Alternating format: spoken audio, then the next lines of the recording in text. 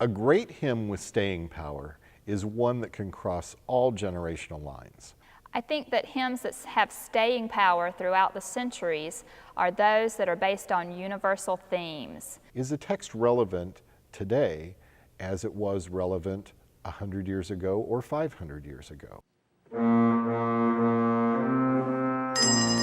The German theologian, philosopher, mystic Meister Eckhart once said something to this effect: if the only prayer you ever learn is thank you, that would be sufficient. Gratitude is at the heart of our relationship with God. If the only prayer we ever learn is to say thank you to God for all of His blessings, that is the appropriate response of the created to the Creator, the loved to the lover.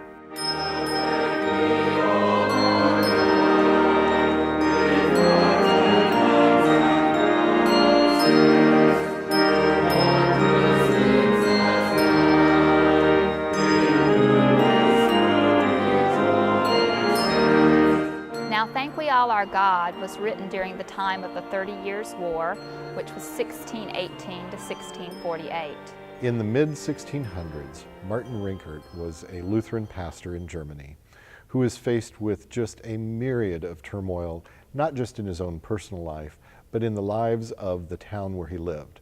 There was also a time of great disease and plague in the area, and many people were dying from disease. The events in Germany in the 17th century gave Martin Rinkart nothing whatsoever to thank God for, except if you use God to contend with those circumstances.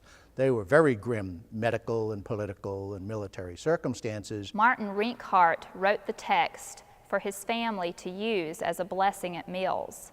And I think it's very interesting the hope that Rinkart has in the text amidst the despair and suffering that he was seeing in Germany at the time.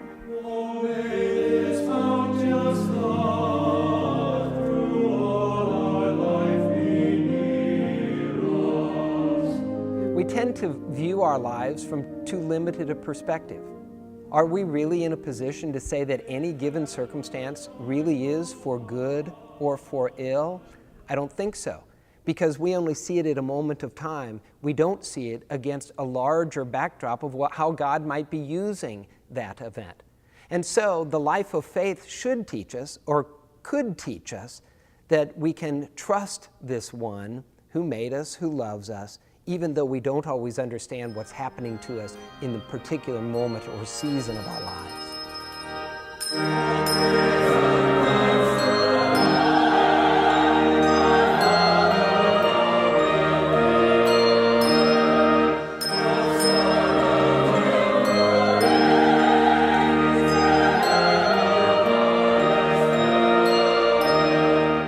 It is easy to say, "Bless the Lord, O my soul," when the sun is shining and storehouses are full. But what happens when they are not? The real test of faith is, am I able to say, "Bless the Lord," in those times of difficulty? Many are familiar with the work of St. John of the Cross. He speaks of the dark night of the soul and basically says every believer is going to go through a time of doubt or despair. God is not absent in those times, but it's during those times that we come to trust in God in a way that is different than the experience when life is easy and things seem to be good for us. Many will recall when Mother Teresa's diaries and journals became public, and there was some confession there of the deep sorrow, the struggle that she had for some 50 years. As I recall, the media kind of went crazy on somehow this being the undercutting of her ministry, that she was just a sham or a charlatan. I had exactly the opposite response to it. I said, God bless her, that even in that time of a dark night of her soul, over perhaps decades of her life, every day she got up and did the ministry that God had called her to do. Not because it was easy, but because God was God, and that was sufficient.